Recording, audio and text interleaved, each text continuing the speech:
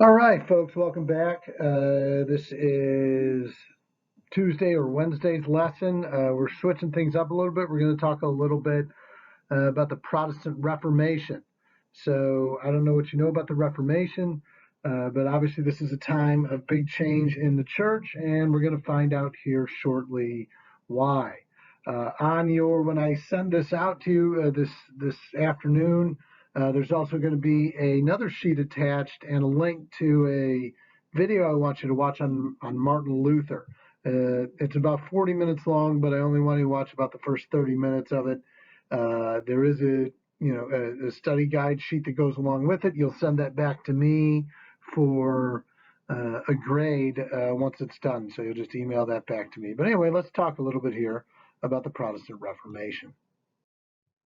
Okay, I'm sorry that these things keep coming in full, but we'll just go one point at a time. So anyway, um, the the Reformation begins basically with this general question in mind for people. What do I have to do to be saved? What do I have to do to make it to heaven? Okay, that was something that was on the minds of all people during this time, right? The church is still very, very important. You can an example of that because the Reformation is kind of happening at the same time as the Renaissance, and a lot of that art from the Renaissance that we looked at were religious images. Okay, so it tells you what about the way society was during that time. It tells us that religion is very, very important, and people are very concerned with their own salvation. Okay, so that fundamental question of the Reformation is, what do I have to do to be saved? What do I have to do to ensure that I'm good enough that I'm able to make it to heaven? Because the answers that they're getting from the church at this time are often not what they want to hear. They're living good lives, they're doing this and that, they're being generally good people, but it seems like only the wealthy and the powerful and the people well connected to the church are the only ones that are good enough for salvation. And for people, that is something that is very, very frustrating, especially if you're poor, right?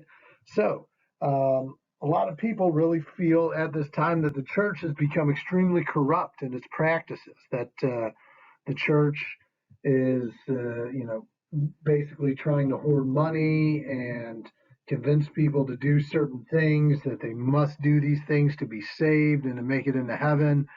And and by doing these things is the only way that you can consider yourself good enough to be saved. And look, if you don't have any money, if you're a regular peasant or a poor farmer, if you don't have any money, there's no way that you feel like you're going to be able to get that salvation. Okay, so that's very, very uh, dis- disrupting and concerning for the poor folks uh, early here in the Reformation. Now, this is taking place primarily in Germany, which is part of the Holy Roman Empire at that time. So this is a whole big area. It's like Austria, Germany, some other surrounding countries, Belgium, Italy, that are all controlled by what's called the Holy Roman Emperor, the Holy Roman Empire, which is led technically by a king. For most of this period, is a guy named Charles V. But you could probably very easily argue that the person really calling the shots there is the Pope. Okay, so one of the biggest problems that people see is this concept of selling indulgences, right? Now, we talked about this before we left. An indulgence is basically a get out of sin free card.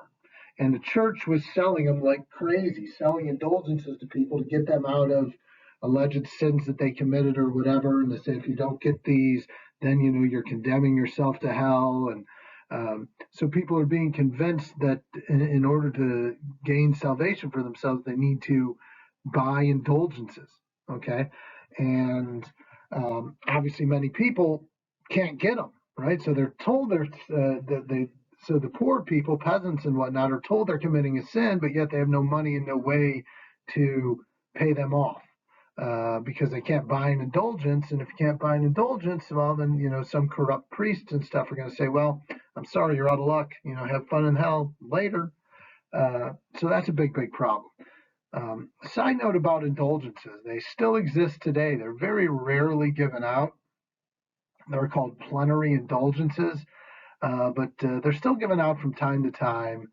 Um, it's like if the president grants a pardon to somebody, kind of that you get today, or somebody is given clemency from a prison sentence or something like that. But you don't see them all that often today from the church, which is probably a good thing. Anyway, two other big problems that lead to the Protestant Reformation are these ideas of pluralism and absenteeism. Pluralism first, okay, and write this down so you know. Pluralism is when few people hold many offices within the church. Okay, it's so like what that does is consolidates the power amongst very few people, typically powerful priests. Okay, so pluralism, when few people hold many church offices. Okay, when few people hold many church offices, right? So I could be a priest and I could, hold multiple offices in the church, thereby giving myself more influence and power and ability to do things like, well, sell more indulgences, make more money for myself and the church, mostly for me. The church is, again, at a point at this time where things are really, really corrupt. Okay. Not that I'm saying anything bad about the church, but during the early 16th century, church churches having some issues for sure. All right. Absenteeism. Absenteeism is probably what you'd think it would be if the root word is absent there, right? Absenteeism is basically neglecting of your church duties, neglecting of duties within the church, right? Um, say like a priest now refuses to do an anointing of the sick, or priests will say, not be willing to perform the sacrament of holy matrimony, the sacrament of marriage. If the couple weren't willing to pay enough or whatever that might be, right? So it's a neglecting of church duties by priests generally. This is what we call absenteeism. Okay, so these are two big problems amongst many in the church, and this was what leads to ultimately the beginning of the Protestant Reformation. So let's continue. All right, so the person that really brings this to everybody's attention is a guy named Martin Luther. Martin Luther was a German monk who breaks away from the Catholic Church because he's so frustrated in the direction that the faith was going. He sees all this corruption and all these shady goings on, um, and he calls the church out for it. So the church condemns him. They say he's crazy. One of the popular rumors they circulated was he was just this crazy drunk monk. Um, but ultimately, they were making it up to make Luther look bad and to make it seem like he's the problem, not the church, right? Um, but Luther was smarter than that. Before he decided to become a monk, he was actually going to become a lawyer, so he really understood the law very well. And he keeps pushing this movement. And the poor people of Germany really start to support him, right? The poor people of Germany really start to support Luther because he's speaking out for the needs of these people as they're getting screwed over because they can't get indulgences, they can't get to heaven, they don't have the same opportunity as all the wealthy. Luther, it becomes a voice for them, right? And the main belief in that is that faith in God alone can get you to heaven, right? Look, if you are a poor person with very little, and this guy comes out and he seems pretty viable, he's a monk, right? So he's a religious guy, and he says, look, it doesn't take indulgences, it doesn't take good works and all these other things. All you need to do to get to heaven is have faith in God alone, right? So that faith in good works, it's simply, it's simply your faith. Okay, the good deeds are not required. That was already taken care of when Jesus made a sacrifice on the cross. So if you believe and you're a good Christian person, you can get to heaven. Don't let men, popes or priests or archbishops or anybody or kings or whoever tell you anything different, right? Um, So in on October 13th, 1517, Luther posts his famous 95 Theses on the wall of the Castle Church in Wittenberg, Germany, right? Yes, that Wittenberg, Germany is the sister city, is like the sister school of that is Wittenberg University up near Springfield, near here. So just kind of an interesting side note. But at the Castle Church in Wittenberg, Germany, October 13th, 1517, Luther posts his 95 Theses outlining all his issues with the Catholic Church. The number one issue being, no hands. Oh, indulgences being the number one thing, right? So Luther puts out his 95 Theses, posts them on the door of the church, or the Catholic Church, or the Castle Church, talking all about indulgences. Okay. Ultimately, the response to this is Luther gets excommunicated from the church. Basically, that means you're kicked out, right? He gets kicked out of the church by Pope Leo X, and ultimately goes into hiding. Um, there was an elaborate attempt at kind of like a fake kidnapping of Luther. Everybody thought somebody was kidnapping him to kill him, but it was actually a patron, somebody who supported Martin Luther's movement, a rich guy who was a prince in Germany named Frederick of Saxony. Um, and Luther went into hiding with that person for a long time, and that's how ultimately he got the Protestant church started, which we'll talk about here momentarily. So the Pope at the time, Pope Leo X, excommunicates him, kicks him out of the church.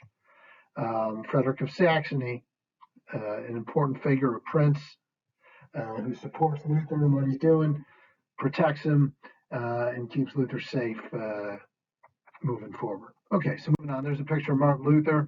That's not like a headband he's wearing like he's about to play basketball. It's actually his hair. Dude has some strange hair. You'll see that in the video too. All right, so let's talk a little bit about some of the primary Protestant religions, right? There's a lot of them in the Protestant faith, and obviously they're very, very influential in the United States. So let's talk a little bit about the different Protestant religions. First of all, you have Lutheranism. Okay, Lutheranism was obviously the one started by Martin Luther, so it's named after him. Of all the different Protestant religions, Lutheranism is probably the most similar to Catholicism. The big differences are, of course, that you don't have priests, although the priests do wear the same, or the ministers in the Lutheran churches do wear kind of the same, you know, outfits that Catholic priests do when they're not like the smocks when they're actually doing mass, but when they kind of move around, like you see Father Timon and stuff like that, the black and white.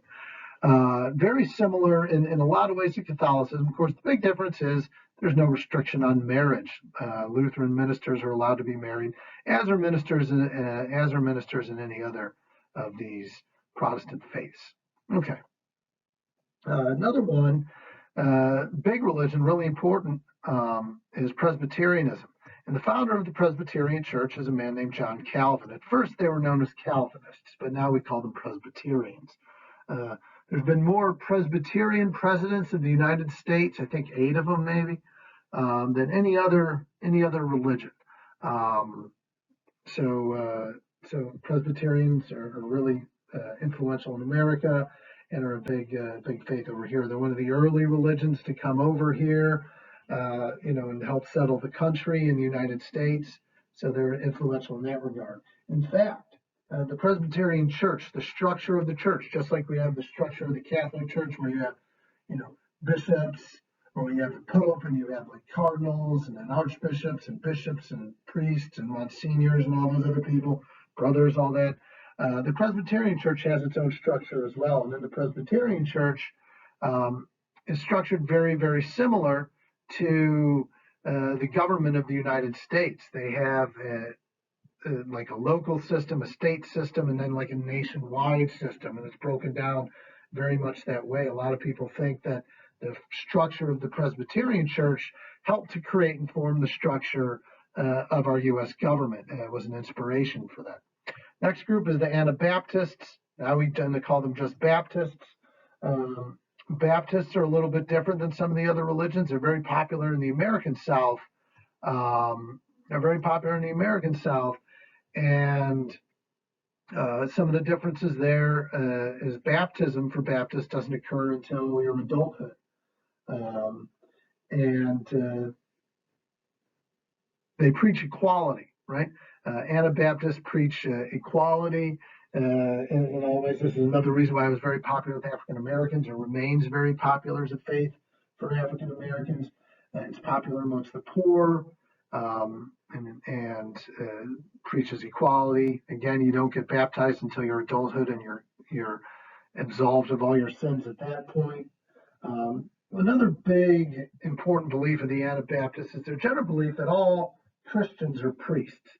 In other words, you don't need some special commendation from God to be able to go out and give a sermon or give a homily or a mass or something like that.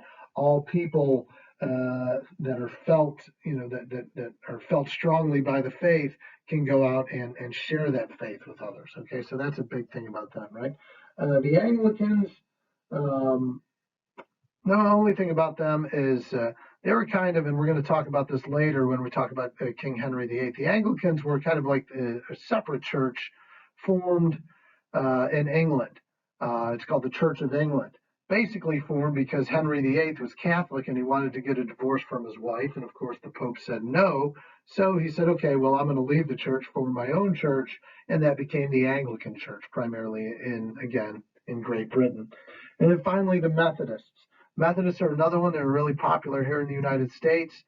What stands out about Methodists is they're the first of the major Protestant religions, or any religion, I guess, to allow women to be ministers or women to be preachers. Methodists, still you could find in a Methodist church, many of them have women ministers and people of significance within the church. So they're the first to do this. And they're regarded then as a very groundbreaking religious group. Okay, so those are the five main ones. There's other groups like the Church of Christ, Episcopalians, Congregationalists, etc. But Lutheranism, Presbyterians, the Anabaptists, Anglicans, and Methodists are your biggest Protestant religions that come out of this period. Okay. A few more little things on the beliefs, general beliefs of Protestants. I'll get through this pretty quick because this has already gone on longer than I thought. Anyway, the general belief of Protestants, which is a little bit different than us Catholics, is that most Protestants believe that all that is required of you to make it to heaven is faith alone. Okay, your faith alone will get you to heaven, not faith in good works or anything of that nature. If you believe in God, whoever believes in him shall not die but have eternal life, right?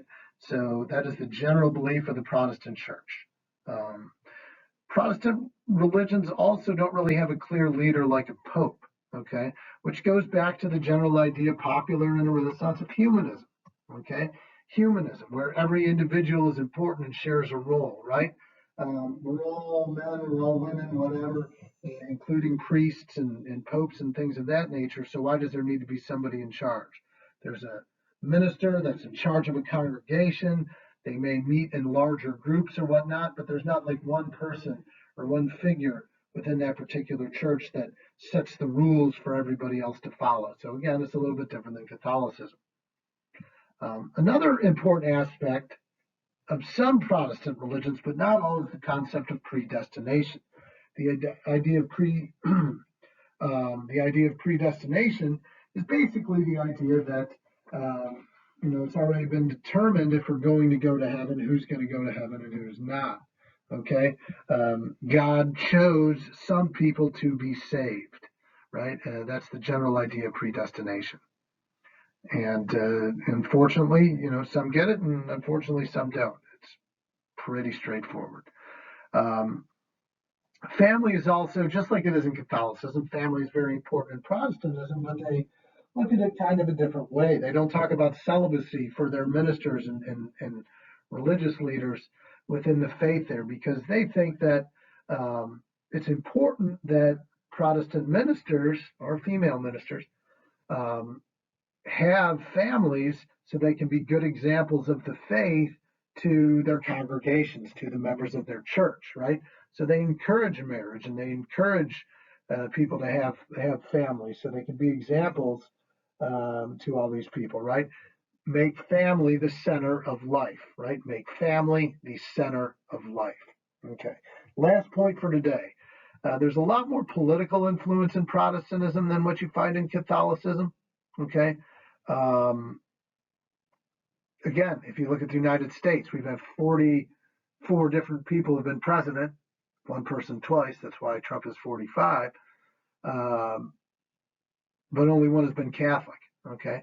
Uh, Probably because the basis of the formation of many Protestant religions um, has kind of like a political connection to it, and an organization like that is probably part of the reason why there's so much political influence within Protestantism. It's also very important that in the early days of Protestantism, in order for it to grow, and this is really important, so please write down and remember this, right? It's very important to know that in order for Protestantism to succeed and grow as an influential religion, it needed the support of important, wealthy, powerful people. So, in order for that to happen, they needed to make the connection with powerful political figures and people like that within Germany and other regions around Europe. And that's why there's so much closer kind of relationship between Protestantism and um, politics than you see with Catholicism in a lot of places. So, all right, folks. Again, I went on a little bit longer than I wanted, so hopefully I kept your attention that whole time. Remember, I got that. Gonna have that study guide also for you tonight. I'm going to email it to you and give you the link for the video for Martin Luther, as well as put it on Moodle. So, hey, hope everybody's well, be well, and I will talk to you soon.